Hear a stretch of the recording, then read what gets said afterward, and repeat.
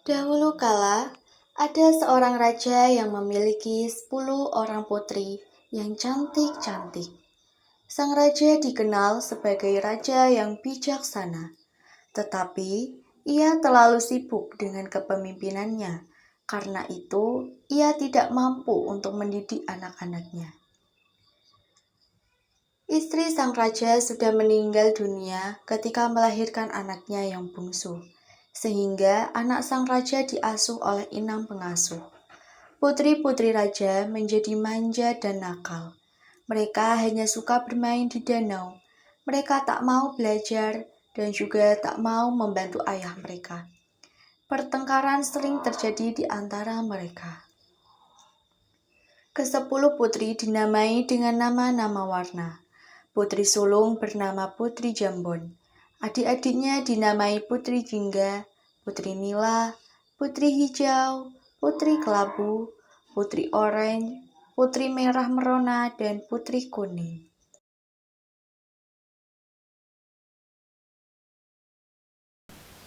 Wahai anak-anakku, Pada ayah hendak suatu pergi hari, jauh dan lama. Raja hendak Oleh-oleh pergi apakah jauh. yang kalian Ia inginkan? mengumpulkan semua putri-putrinya.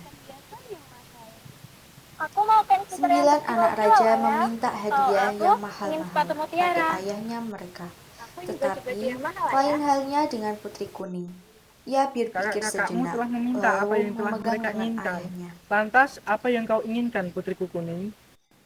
Ayah, aku Kakak-kakaknya hanya ingin tertawa ayah kembali dan dengan mencemoohkannya, selamat. Permintaan macam apa kata itu? sang raja. Anakku, sungguh baik perkataanmu.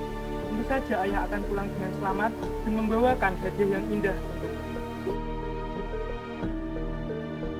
Selama sang raja pergi, para putri semakin nakal dan malas.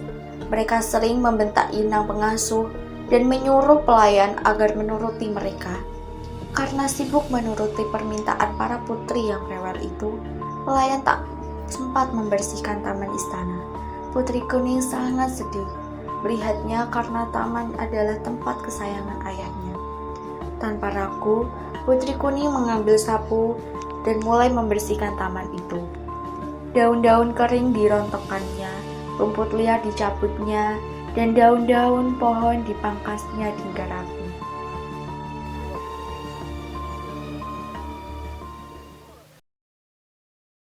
Inang, Inang, kamu tuh dipanggil gak datang. Gimana sih?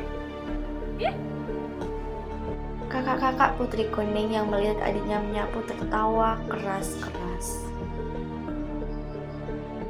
sambil melempar sampah.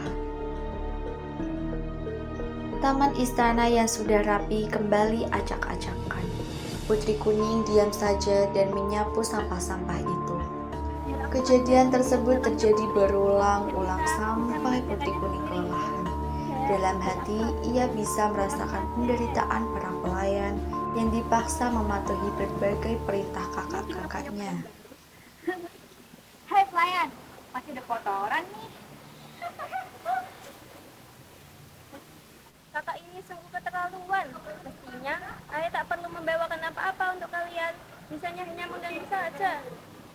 Ah, udahlah, kita pergi aja. Dia nih, ngapain dia di sini?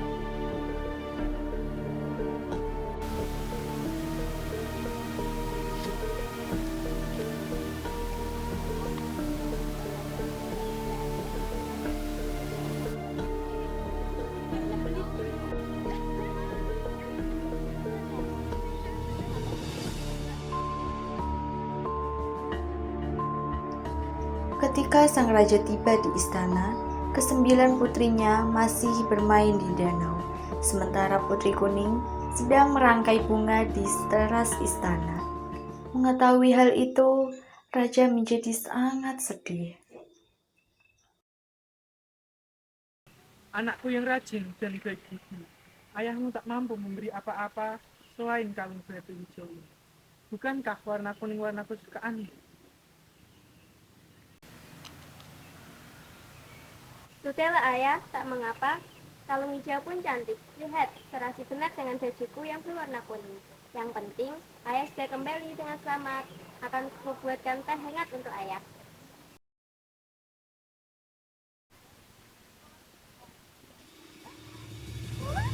Raja memang sudah mencari-cari kalung batu kuning di berbagai negeri. Namun, benda itu tak pernah ditemukannya.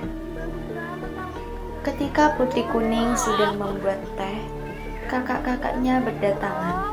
Mereka ribut mencari hadiah dan saling memamerkannya. Tak ada yang ingat pada Putri Kuning, apalagi menanyakan hadiahnya. Keesokan hari, Putri Hijau melihat Putri Kuning memakai kalung barunya.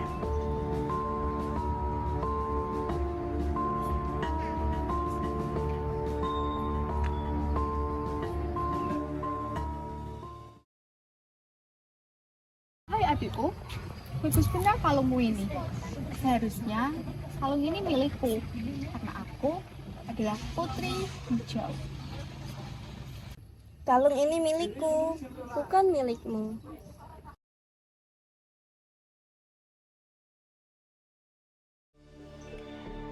Mendengarnya, Putri Hijau jadi marah. Ia segera mencari saudara-saudaranya dan menghasut mereka. Itu kan harusnya buat aku. Mereka lalu sepakat untuk merampas kalung itu. Tak lama kemudian, Putri Kuning muncul. Kakak-kakaknya menangkapnya dan memukul kepalanya. Tak disangka, pukulan tersebut menyebabkan Putri Kuning meninggal.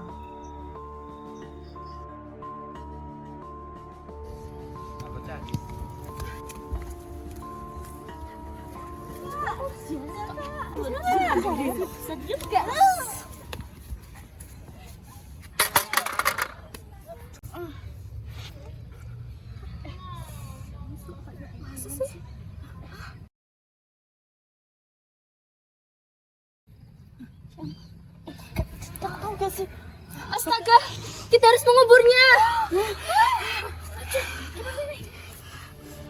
Mereka beramai-ramai mengusung Putri Kuning, lalu menguburnya di taman istana. Putri Hijau ikut mengubur kalung batu hijau karena ia tak menginginkannya lagi.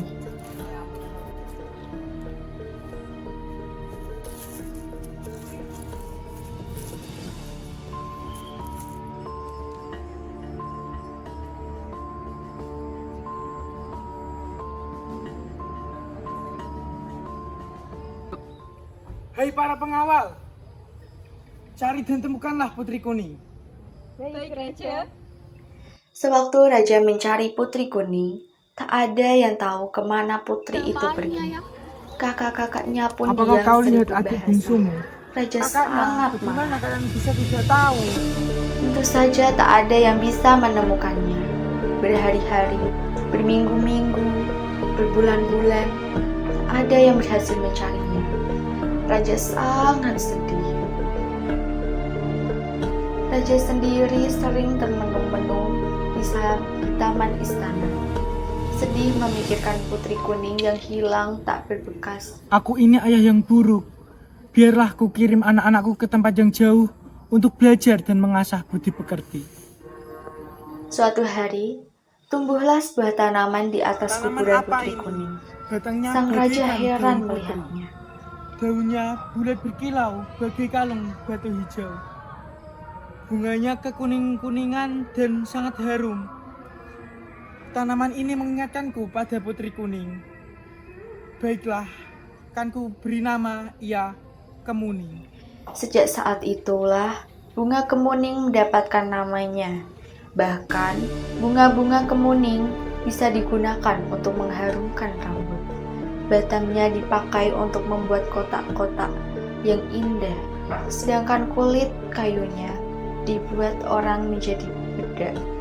Setelah mati pun, Putri Kuning masih memberikan kebaikan.